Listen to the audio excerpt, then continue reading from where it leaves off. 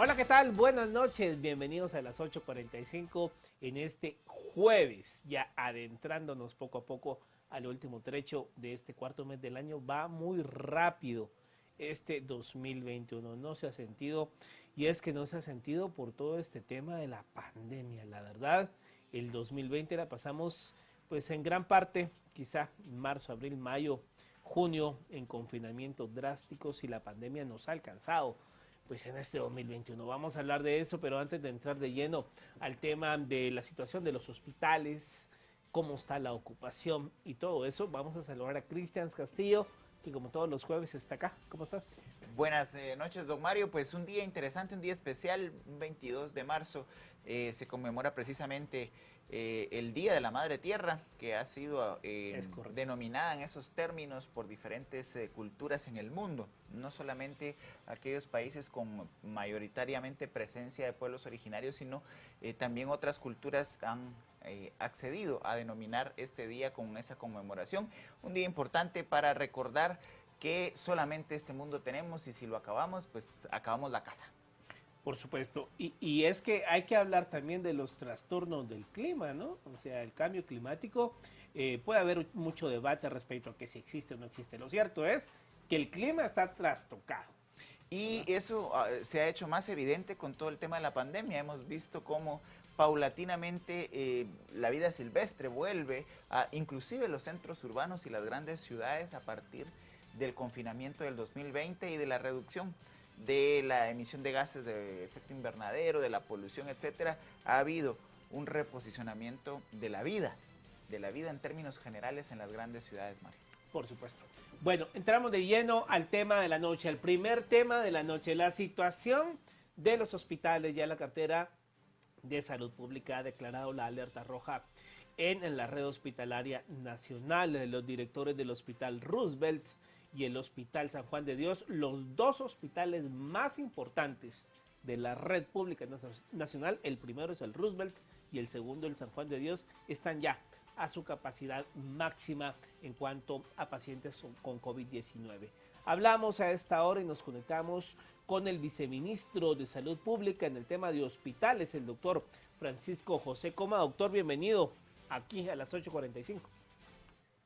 Muy buenas noches, Mario, muy buenas noches, Cristian, a sus órdenes.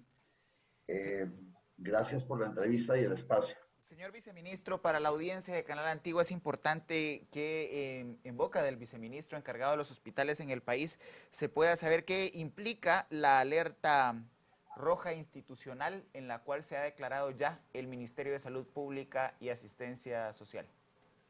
Bueno, sí, tenemos varios niveles de alerta y ante situaciones de desastre o pandemia, tenemos un sistema similar al del semáforo que ya se nos es muy familiar.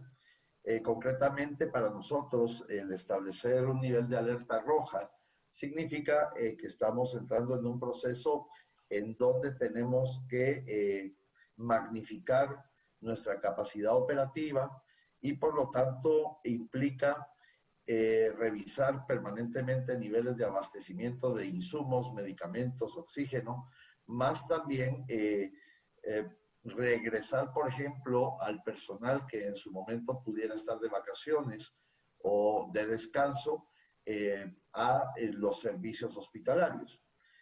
También conlleva establecer un comité permanente de comunicación con los directores de toda la red hospitalaria y el comité de emergencia del Ministerio de Salud Pública y Asistencia Social, pues se pone en una actividad permanente prácticamente disponible 24 horas con el objeto de poder monitorizar permanentemente la operatividad en cada uno de los hospitales o de los servicios de salud de la red nacional.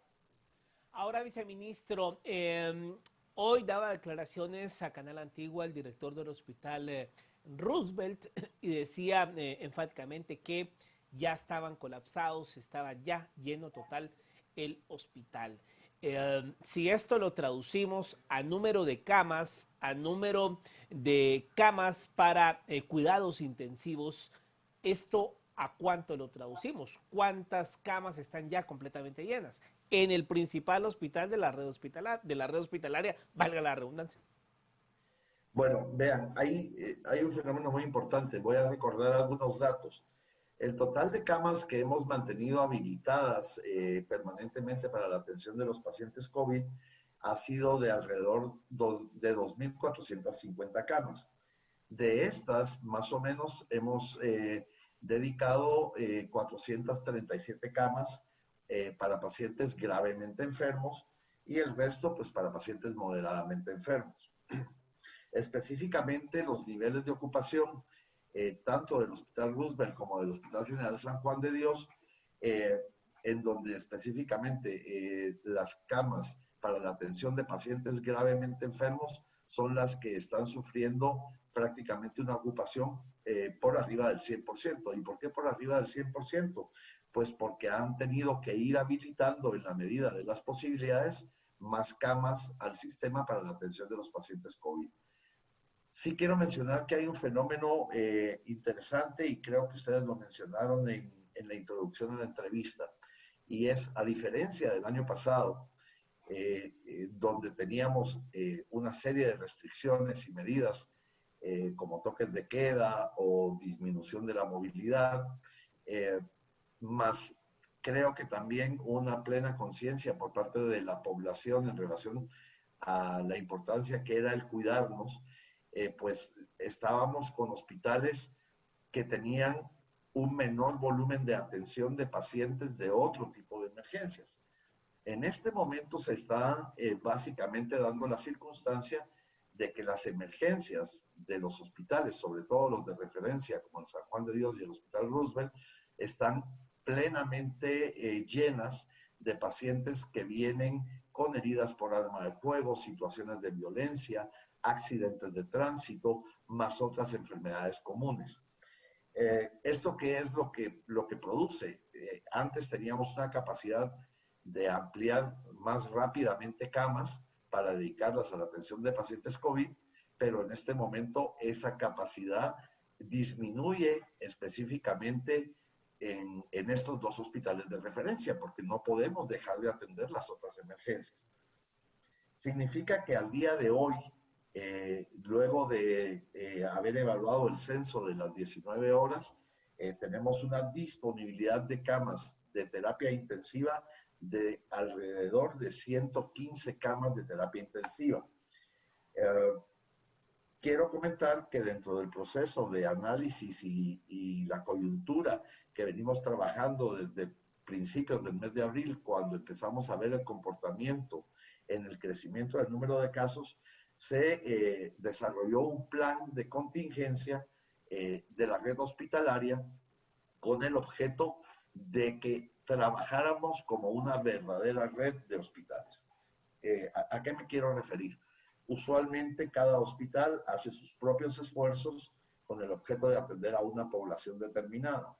En este caso, y ante la velocidad y el desarrollo en el total de casos que estamos viendo día a día, se nos obliga a establecer un mecanismo en donde vamos a trabajar los hospitales de acuerdo a su capacidad en la atención por la complejidad de los pacientes. ¿Esto qué nos permite? Nos permite primero saber en qué hospitales podemos atender a pacientes graves y en qué hospitales podemos atender a pacientes moderadamente enfermos. Con lo cual, podemos concentrar más recursos en los hospitales que atenderán a los pacientes gravemente enfermos, y a esto me refiero con medicamentos especiales, con equipos de soporte ventilatorio y reforzándolos con mayor volumen de personal, con el objetivo de que podamos tener un sistema de referencia de pacientes gravemente enfermos a hospitales en donde sabemos van a poder ser atendidos. Señor viceministro, es importante hacer esa diferenciación en términos sintomáticos, es decir, ¿cómo puede un guatemalteco o guatemalteca tomar la decisión de buscar la asistencia en la red hospitalaria, ya sea porque está moderadamente enfermo o porque ya hay una condición de un cuadro grave de la enfermedad? ¿En qué momento un infectado de COVID-19 que puede ser tratado de manera ambulatoria debe decidir buscar la red hospitalaria del país? Vea, es determinante y usted lo menciona. Primero, el acudir tempranamente a los servicios de salud. Eh, los servicios de salud pueden en determinado momento evaluar clínicamente a un paciente y hay factores que son fundamentales. Uno son los niveles de oxígeno, o sea, la oximetría. Si un paciente empieza a deteriorar sus niveles de oxígeno en sangre y empiezan a bajar del 93% de saturación de oxígeno, se les pide que ya hagan consulta a los hospitales para ser evaluados. Recordemos que no solo es la evaluación clínica, sino que se tienen que realizar una serie de laboratorios con el objeto de determinar condiciones generales que establecerán un pronóstico para la atención de estos pacientes. Pero lo más importante es que si tiene cualquier tipo de sintomatología, recurra muy rápidamente a cualquier punto de atención médica. Dificultad respiratoria es probablemente el síntoma más significativo y el que nos debe de poner en alerta para recurrir muy rápidamente a un hospital.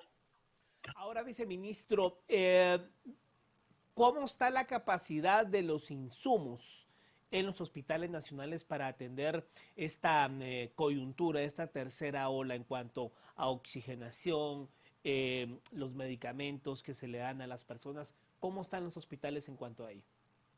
Bueno, como les decía, hemos venido trabajando a lo largo de todo el mes de abril, considerando que ya teníamos en los primeros días indicios de crecimiento del número de casos, aún sin que hubiera pasado el proceso del feriado de Semana Santa. Y esto nos ha permitido trabajar en equipo, como les decía, con todos los directores de hospitales, de tal manera que los niveles de abastecimiento en oxígeno, en equipos de protección personal, en insumos y medicamentos está por arriba del 90%. Sí empezamos a notar problemas con algunos medicamentos muy específicos en donde tenemos abastecimiento, pero por el alto nivel de utilización de los servicios de salud y de la complejidad de los pacientes, empezamos a disminuir, digamos, esos stocks que se tenían contemplados. El problema al que nos podemos enfrentar, y ya lo estamos viviendo específicamente con un medicamento, es que los proveedores no tienen la capacidad o la velocidad para reemplazar los consumos a la velocidad a las cuales nosotros estamos poniéndolos. Pero actualmente aún contamos con unos niveles de abastecimiento prácticamente de todos los medicamentos eh, de una manera adecuada. Y como les explicaba, la diferencia probablemente es cómo lo estamos abordando. Si yo, por ejemplo, estoy en el hospital de Escuintla y necesito utilizar un medicamento, un antiviral, y no lo tengo en el hospital de Escuintla, tenemos claramente identificado qué hospitales tienen ese producto y lo podemos inmediatamente desplazar al hospital donde se necesita. Es un trabajo coordinado. Señor viceministro, se ha estado reportando a lo largo del día de hoy que empezamos a tener un serio problema de desabastecimiento de pruebas. En ese sentido, han señalado algunos funcionarios de la red hospitalaria en diferentes medios que efectivamente se ha tenido que empezar a racionalizar las pruebas debido a que hay una escasez de estas. ¿Cómo estamos en ese tema y la capacidad que hay en este momento de rastrear los focos de contagio en el país? Bueno, sí quiero mencionar, quiero ser muy claro, no es que no tengamos disponibilidad de pruebas en el mercado. En el mercado hay pruebas y lo que se les está pidiendo, porque sí es real que hemos estado haciendo un mayor volumen de pruebas. Ustedes lo pueden ver que prácticamente ya nos estamos sosteniendo por arriba de 9,000 pruebas diarias. Esto es verdaderamente importante para el país. Pues nos lleva también en la misma línea de consumos muy rápidos. En esta línea, desde el Ministerio Central se gestionó ya la adquisición de más de 500,000 pruebas de antígeno y las unidades ejecutoras también tienen la posibilidad de adquirir en forma directa sus pruebas para tamizar pacientes. Por lo tanto, este es más bien un proceso administrativo que además, fíjense qué interesante, se tenía un stock que sobrepasaba los 2 meses para la detección de pruebas o para la detección de casos. Pero ante el inmenso requerimiento de pruebas y el aumento en el volumen de los pacientes que están recurriendo a los servicios, pues el nivel de consumo ha sido más alto. Pero la capacidad de reabastecernos existe, existe la disponibilidad en el mercado y es únicamente terminar el proceso administrativo, el cual va a ser muy rápido. Ahora, viceministro, ya las autoridades del Ministerio de Salud Pública, la doctora Amelia Flores, hacía énfasis previo a la Semana Santa, la Semana Mayor, que se tuviese mucha precaución y pues se dijo que se esperaba una tercera ola pasada la quincena de abril, es lo que estamos viendo, post Semana Mayor. ¿En cuánto tiempo, digamos, esta tercera ola va a llegar a su pico y va a haber una estabilización, si así le podemos llamar, de esta situación? Bueno, vean, llevamos un crecimiento continuo en el número de casos. Sobre todo lo que más nos preocupa es al final el total de casos activos que se van acumulando. Al día de hoy tendríamos 16.725 casos activos. Nosotros consideramos que en este momento estamos en pleno pico de la tercera ola. ¿Qué pase con el comportamiento hacia los próximos días? Dependerá mucho del cuidado que tengamos los guatemaltecos en relación a mantener las medidas de prevención. Básicamente, si lo que nosotros estamos viendo, que es un promedio de alrededor de 1.800 casos diarios, la gente no lo percibe como un dato de riesgo y no se protege o usa su mascarilla, se lava las manos, guarda el distanciamiento social y continúa asistiendo a eventos masivos, el pico puede prolongarse de forma significativa.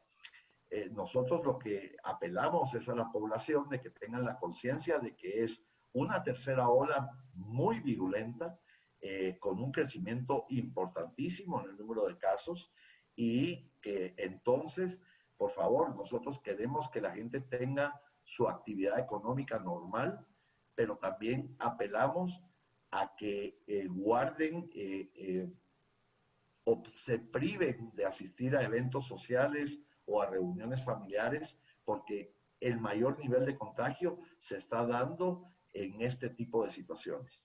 Ahora, viceministro, el rango de las edades, si usted tiene algún dato o alguna proyección, el rango de las edades que están, digamos, ahorita en los centros hospitalarios y que han colapsado las unidades médicas, personas entre qué rangos están siendo los que están ahorita en esta tercera ola tan virulenta de COVID-19.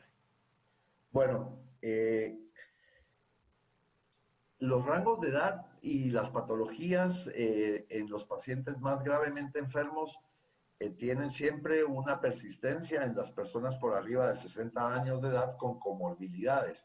Más, sin embargo, estamos viendo recurrentemente ya casos de gente más joven, pacientes aproximadamente entre 30 y 45 años de edad que están llegando a los hospitales gravemente enfermos. Situación que no veíamos ni en el pico de la primera ola, ni en los momentos más álgidos de la segunda ola. Sí vemos un comportamiento diferente. No sabemos explicarnos si es que por ser gente joven realmente están consultando de forma muy tardía a los hospitales, pero sí tenemos que lamentar, al igual que en otros rangos de edad ya, fallecimientos en gente muy joven. Doctor Coma, es importante hablar también del recurso humano. Cuando la señora ministra ha hecho público que las especialidades que atienden a los enfermos de la pandemia no son de fácil acceso, de fácil ubicación, ¿cómo está el sector del servicio de personas que atienden a los infectados de COVID-19? ¿Cuáles son las condiciones? Y si hay en este momento algún problema de pagos como lo hubo al cierre del año pasado. Bueno, es muy importante la pregunta porque recordemos que el tema de habilitar camas o de tener equipos de soporte ventilatorio es muy importante, pero la parte más importante es quién atiende al paciente. Las condiciones actuales, quiero resaltar, todo el personal que estaba atendiendo pacientes COVID el año anterior, a todo este personal se le renovó contrato desde el mes de enero y por lo tanto tenemos prácticamente el mismo número de recurso humano que teníamos ya contratados para las primeras etapas de la pandemia. Ahora sí hay un fenómeno particular que nos dificulta más el tema de la atención en este momento, lo que les explicaba hace unos minutos en relación al hecho de que los hospitales están atendiendo no solo pacientes COVID, sino muchos pacientes derivados de las emergencias que tienen que ver con violencia, con accidentes de tránsito, más otro tipo de patologías que hacen que estas emergencias se saturen. En este momento, entonces, lo que pasa es que el recurso humano tiene en determinado momento que hacer prácticamente un esfuerzo mayor porque antes, por ejemplo, al haber menos intensidad de casos de esta índole, podíamos o podían tener o hacer un doble turno y uno de esos turnos hacerlos en un hospital COVID. En este momento eso se nos dificulta más, aunque desde el ministerio se dieron en conjunto y en trabajo en equipo con las distintas direcciones las instrucciones para contratar al máximo volumen de personal posible. Lo que sucede es que finalmente sí debemos entender que todo el personal que se dedica a la atención de los pacientes COVID tiene un desgaste significativo porque, a ver, el colocarse estos trajes para atender a los pacientes requiere un periodo de tiempo significativo. Cada vez que el personal necesita hacer un cambio y salir, por ejemplo, a comer, tiene que volverse a quitar, ponerse el traje.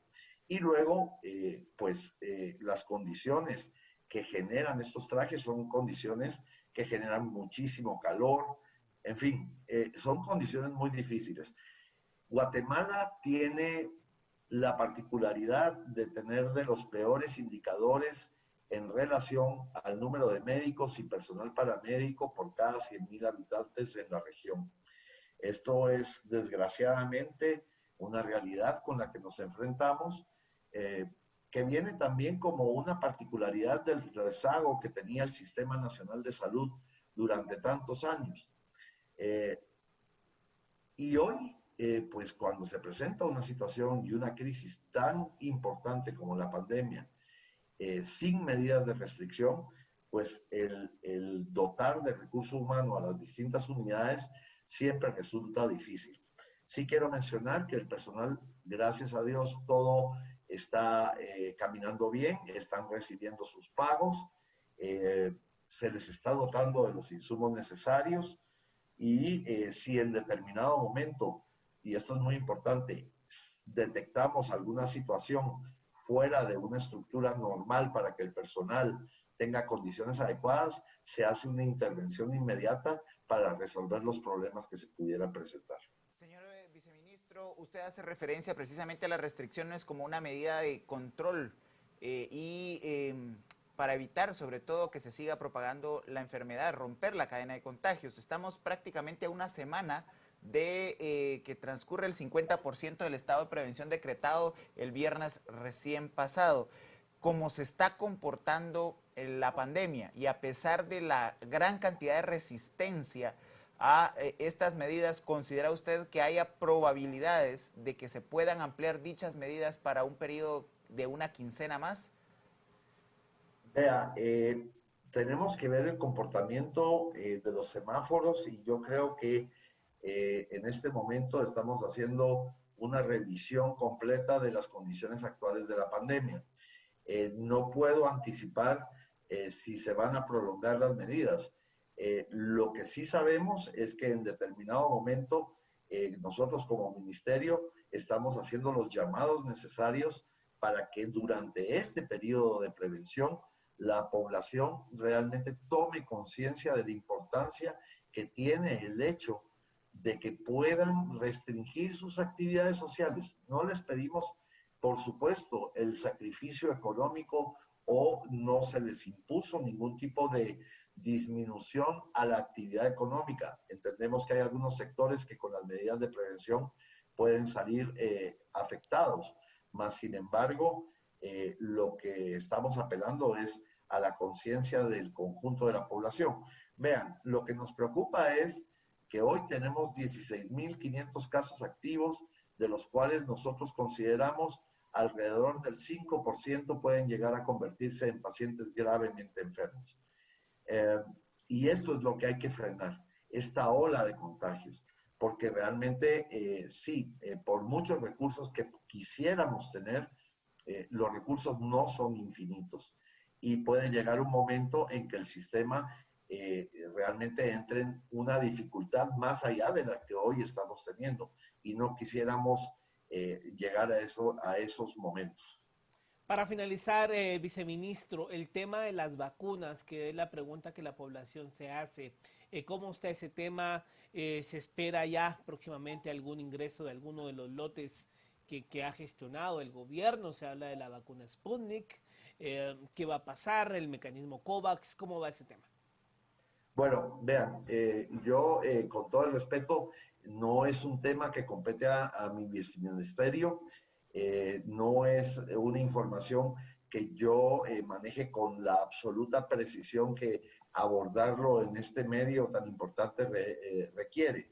Sé que el proceso va caminando bien y esperamos muy pronto, pero muy, muy pronto, dar muy buenas noticias, pero les quisiera pedir me disculpen porque no soy el experto ni quien debe abordar este tema.